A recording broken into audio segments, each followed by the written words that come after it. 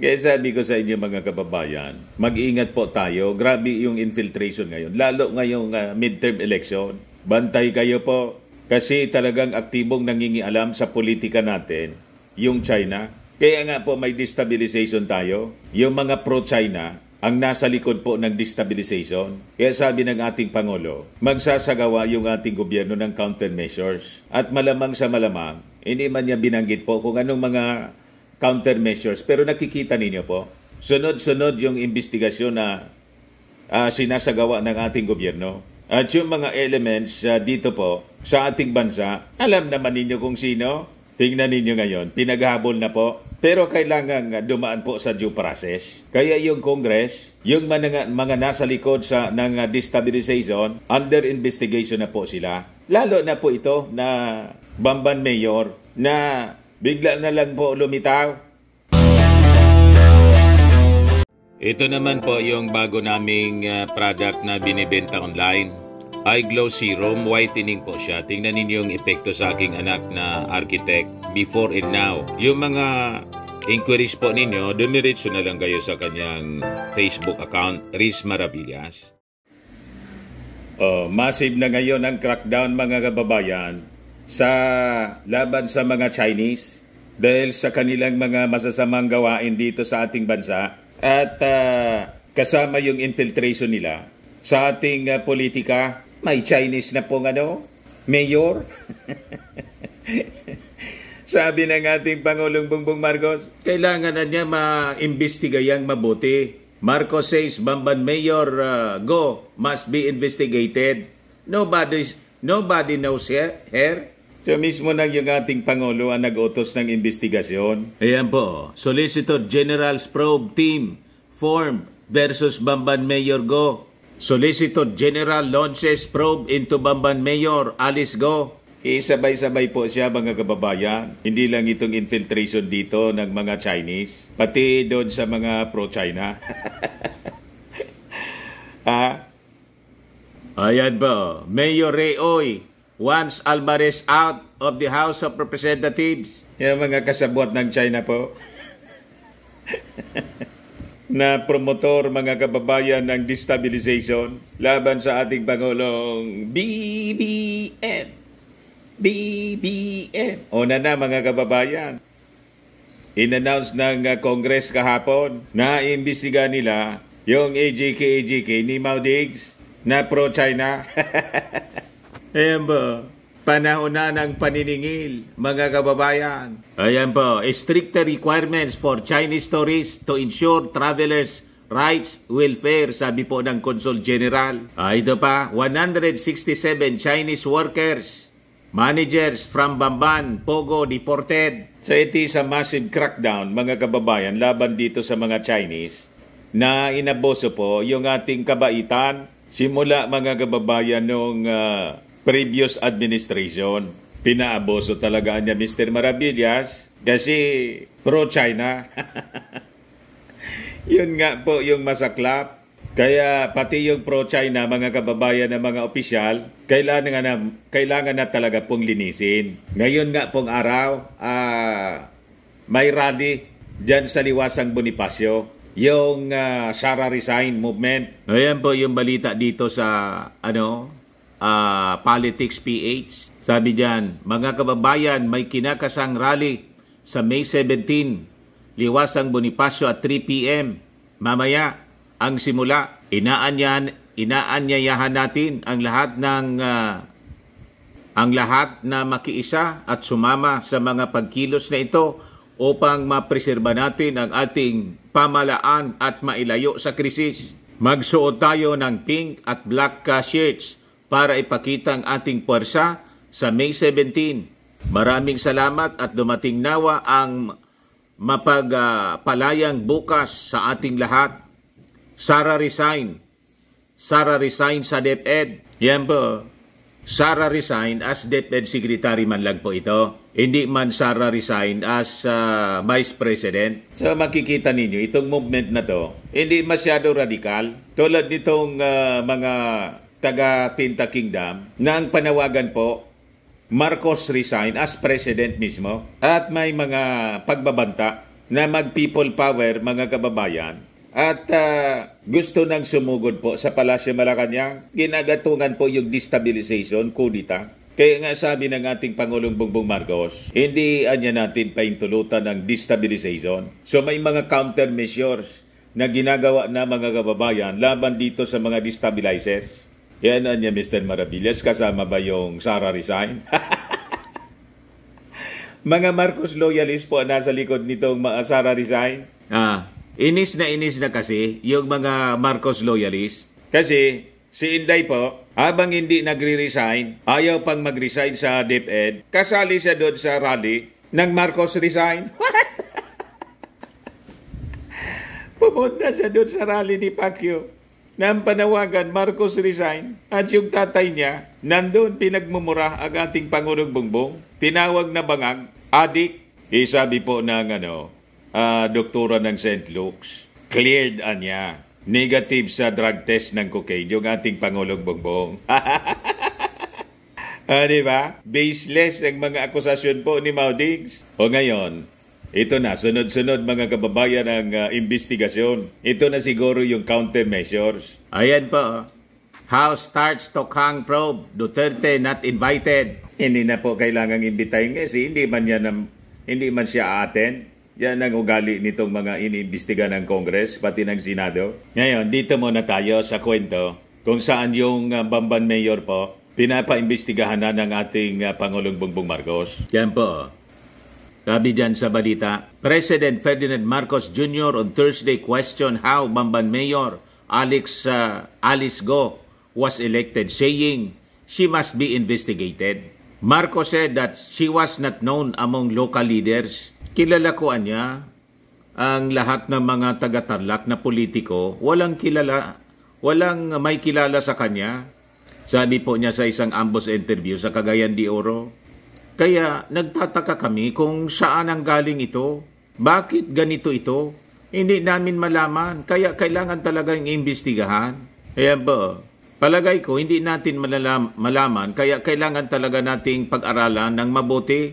Pero may possibility na ganyan. Kaya yung Solicitor General po, bumuo na po ng probe team. Ayan po yung report ng Inquirer. Sa kanang Rappler, Solicitor General launches probe into Bamban Mayor Alice Go. Kaya sabi ko sa inyo mga kababayan, mag-ingat po tayo. Grabe yung infiltration ngayon. Lalo ngayong midterm election. Bantay kayo po. Kasi talagang aktibong nangingialam sa politika natin yung China. Kaya nga po may destabilization tayo. Yung mga pro-China ang nasa likod po ng destabilization. Kaya sabi ng ating Pangulo, magsasagawa yung ating gobyerno ng countermeasures. At malamang sa malamang, hindi man niya binanggit po kung anong mga countermeasures. Pero nakikita ninyo po, sunod-sunod yung investigasyon na sinasagawa ng ating gobyerno. At yung mga elements dito po sa ating bansa, alam naman ninyo kung sino. Tingnan ninyo ngayon, pinaghabol na po. Pero kailangan dumaan po sa due process. Kaya yung Congress, yung mga nasa likod ng destabilization, under investigation na po sila. Lalo na po ito na Bamban Mayor na bigla na lang po lumitaw.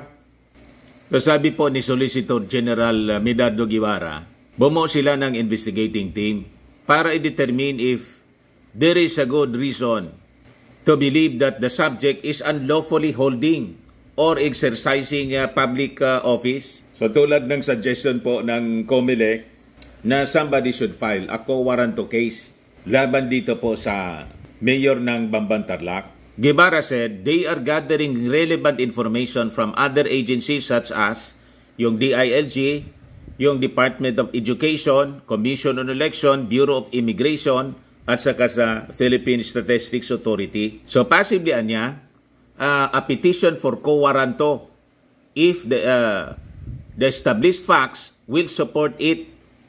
Only the OSG as counsel for the state may commence such proceeding, sabi po ni Guevara. So sa ilalim po ng Rule 66 ng Rules of Court, ang Solicitor General or the Public Prosecutor can initiate a quo warranto petition against public officers suspected of usurping their office or those who are not qualified for office in the first place. So a co-warrant of petition can remove officials like the one used to oust former Chief Justice Maria Lourdes Sereno. So, kino-waranto po si disqualified kasi siya. Ang ibig sabihin ng ko-waranto po, on what authority? Bakit siya nag-hold ng posisyon sa gobyerno? Anong authority? If you are disqualified, you don't have the authority. So, ganun ang ibig sabihin po ng ko-waranto. So, itong si Alice Go, siyang first female mayor daw ng Bamban, is currently in hot water due to her alleged involvement in two illegal Philippine offshore gaming operations or POGO in her province and her shady background. During the Senate hearings, Go claimed she does not remember basic details about her life. Nagka-amnesia po. Hindi niya kilala yung sarili niya. Nakalimutan niya kung saan ba siya pinanganak, saan ba siya galing, saan ba siya nag-eskwela. Ganon ka, hindi po.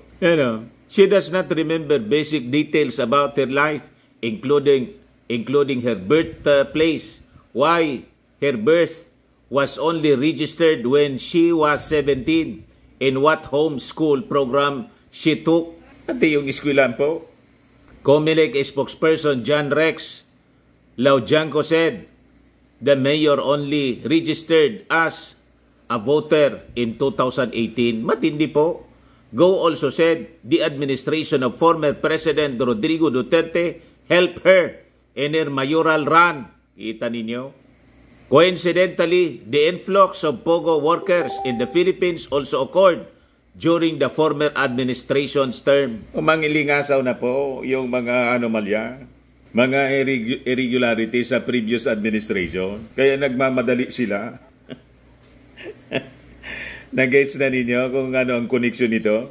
Una yung ICC, the sword of Damocles from the ICC. Na ngayon mga kababayan, yung Congress magsasagawa ng investigasyon po dito sa AJK, tukang-tukang. Tapos yung issue po sa Ayungin Shoal, the secret deal, iniimbestigahan na rin po. Tapos itong POGO, iniimbestigahan sa Senado. Ito yung na-discovery po. May mayor pala tayong Chinese. You see? So nagsasagawa ngayon ng gobyerno ng crackdown laban sa mga illegal activities na pinagagawa po ng mga Chinese at mga kasabwat nila dito sa ating bansa. Ito ngayon, 167 Chinese workers, managers from Bamban, POGO, deported. Yan po, nagpaka-green, kulay ni Inday. Nakikita niyo, Mr. Maravillas, pinasuot ng damit ng green. Iwan ko po, basta't nagsuot sila ng damit na green. So sabi dyan, the deportees will be detained for 45 days upon arrival in Shanghai while charges are being prepared. Among the deportees are 16 of the 17 suspected managers who were caught in a van during a hot pursuit operation along M.A. Rojas Highway in Clark, Freeport during the raid last March 13, according to the Presidential Anti-Organized Crime Commission.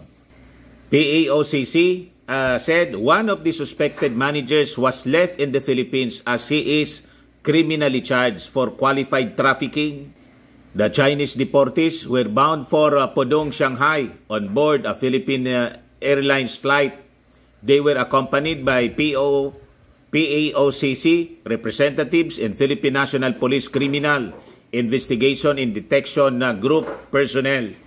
PAOCC spokesperson Winston Casio said the deportees comprised mostly of the fugitives and suspected managers of Sun Yuan.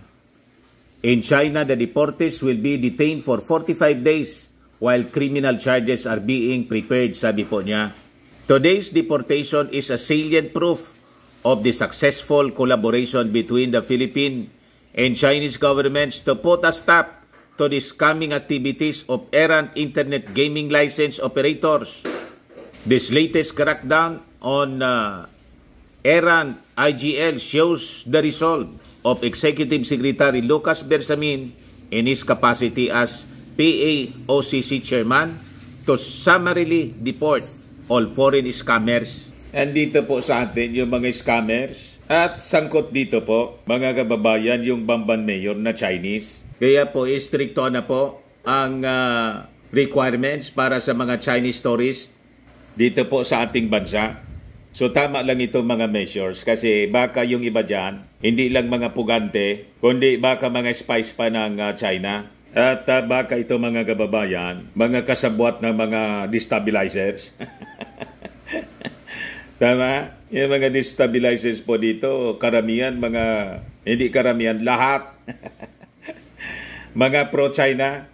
O ngayon, ito na yung balita. Si Mayor Oy ng Tagum City nagsabi na gusto niyang matanggal na ng tuluyan, ma-expel bilang congressman itong si Pantaleon Alvarez.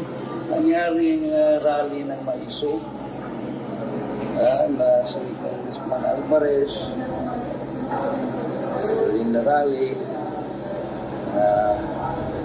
withdraw ng support ng PNP, military, army, Presidente Marcos. To us, that's unacceptable. Sir, base sa yung pagkulong ng hearing kanina, kamusta po? Ano pong masasabi po ninyo? Are you happy? Pinasalita ako, being one of the complainant, and then si Wibot Alvarez, Congressman, pinasalita rin for his statement. Sir, may iba pa po kayong inireklamo sa ethics? Marami pa yun, pero hindi ko na sinali. Sir, what result are you expecting po? Yung sa complaint namin, expulsion. Expulsion ang gusto niya. Dapat matanggal na. That's too much. Too much Huwag niya. natin gagawin yung freedom of speech. Sumobra. Maski ano na lang isabi natin sa kapwa natin mga opisyal. Tama. Freedom Sumobra of po. speech is not absolute. Yes. Kaya may batas tayong libel eh. Tama. Hindi ka basta-basta magmura ka na lang dito. Maski sino. Ano yung sabi mo? Freedom of Nakasanayan na nilang magmura na magmura. Sobra na po. Sobra na. Marami siyang pinagsasabi. To me, ang becoming, Dapat kalosi na. Sumobra eh. tayong mga public official, we have that high respect. Correct. Even to those barangay kagawad. Those Tama. public officials. Hindi yung tumatago tayo sa freedom of speech. Sir, personal na decision niyo po itong pag-file na loan, wala pong nagsabi ko. Wala. My own decision. In fact, yung mga councilors ko, barangay captains, I told them that I'm going to file a complaint against Congressman Alvarez. It's up to you. You will join me. Sir, Maybe join. So ito na yung panahon, mga kababayan, na kailangan panagutin itong mga mapang-abuso nating mga opisyal at dating opisyal ng ating gobyerno na imbes tumulong po sa pagpaunlad ng ating bansa, naging mga salot na po ng ating lipunan kasi hindi sila yung nasa posisyon, yung naging desisyon ng ating mga mamamayang Pilipino sa pagpili ng mga bagong leaders natin. Ayaw nilang irespeto. Tama po? Ang gusto nila, sila lang ang magpoder. Masyadong entitled sila. Ayan man lang po, mga kababayan, ng ating mga latest developments ng mga balita dito. Ako po si Dante Maravillas. Bye-bye po. God bless.